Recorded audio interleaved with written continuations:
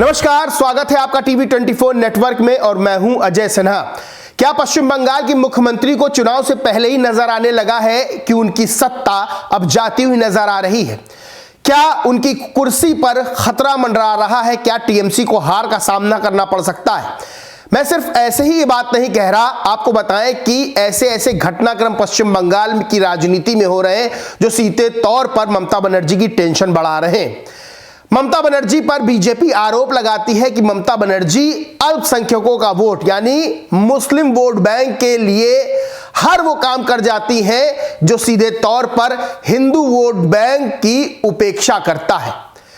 अब आपको बताएं कि मुस्लिम वोट बैंक ममता बनर्जी के साथ यानी टीएमसी के साथ बड़ी मजबूती के साथ रहा है, लेकिन पश्चिम बंगाल की राजनीति में कुछ ऐसे घटनाक्रम हुए हैं जिसने कहीं ना कहीं मुस्लिम वोट बैंक को कथित तौर पर टीएमसी से दूर कर दिया है। टीएमसी के निलंबित सांसद हुमायूं कबीर अभी कुछ दिन पहले पश्चिम बंगाल में बाबरी मस्जिद की नींव रखते हैं। हुमायूं कबीर के समर्थन में बड़ा मुस्लिम समाज खड़ा हो जाता है, यहां तक कि चंदा भी देते हैं मुस्लिम समाज के लोग और बाबरी मस्जिद का निर्माण होने लगता है।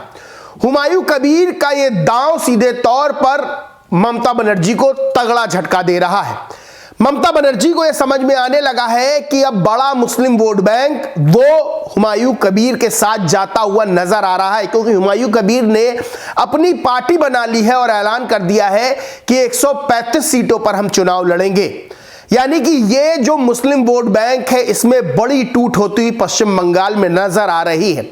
अब ममता बनर्जी जो मुस्लिम वोट बैंक को लेकर बड़ा भरोसा जताती थी, अब वही ममता बनर्जी महाकाल की शरण में जाती हुई नजर आ रही हैं। यानी कि अब उनको महाकाल का आसरा याद आ रहा है कि महाकाल अब उनकी नैया पार लगवा सकते हैं।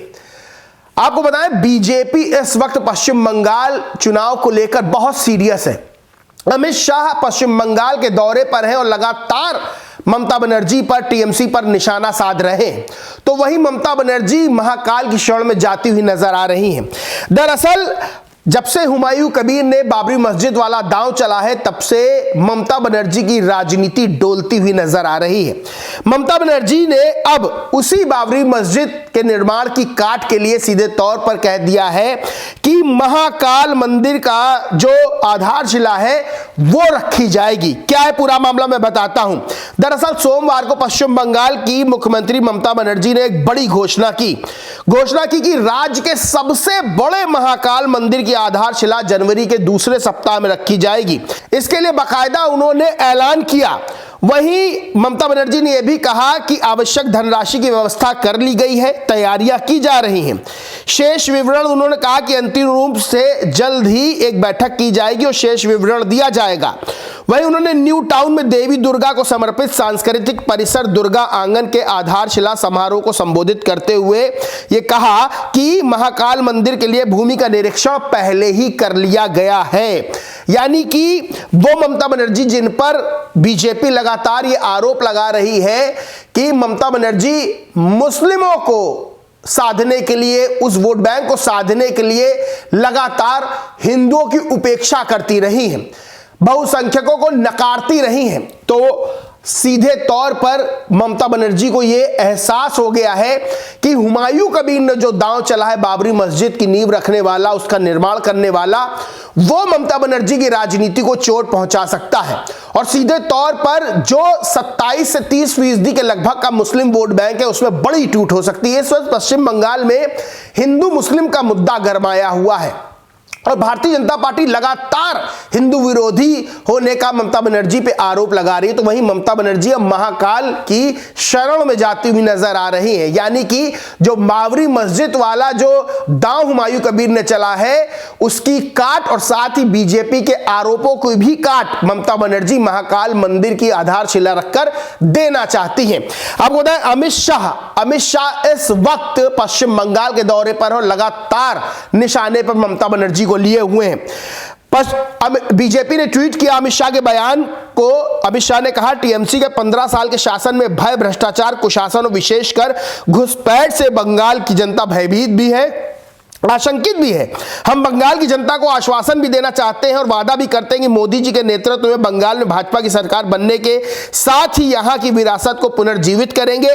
विकास की गंगा फिर से तेज गति से बहेगी और गरीब कल्याण को प्राथमिकता देंगे। वहीं अमित शाह ने एक और बयान दिया, कहा 2024 के लोकसभा चुनाव में भी भाजपा ने 39% वोट प्राप्त किए थे और 12 सीटें जीती थी। 2026 में हम निश्चित रूप से प्रचंड बहुमत के साथ बंगाल में भाजपा की सरकार बनाने वाले हैं। आपको बताएं कि लोकसभा चुनाव जब हुआ 2024 में, तब बीजेपी ने 39% वोट हासिल किए थे। वहीं इससे पहले वाले विधानसभा चुनाव में बीजेपी ने 38.1% वोट हासिल किए थे और 77 सीटें हासिल की थी। वहीं 47.9% के लगभग तृणमूल कांग्रेस यानी टीएमसी ने वोट हासिल किए थे और 213 सीटें हासिल की थी। यानी कि जो बीजेपी का वोट फीसदी है, वो चाहे लोकसभा चुनाव हो चाहे पिछला विधानसभा चुनाव हो, 38 से 39% के आसपास बना हुआ है। यानी एक अच्छा खासा वोट परसेंटेज बीजेपी को मिलता रहा है। वहीं अगर टीएमसी की बात करें तो टीएमसी का वोट परसेंट बीजेपी से लगभग 10% ज्यादा है। लेकिन अगर हुमायूं कबीर वाला दांव चल गया, अगर बाबरी मस्जिद की नींव रखने वाला दांव चल गया पश्चिम बंगाल के अंदर, जो कि चलता हुआ नजर भी आ रहा है, तो सीधे तौर पर एक बड़ा वोट परसेंटेज ममता बनर्जी के पास से खिसक सकता है।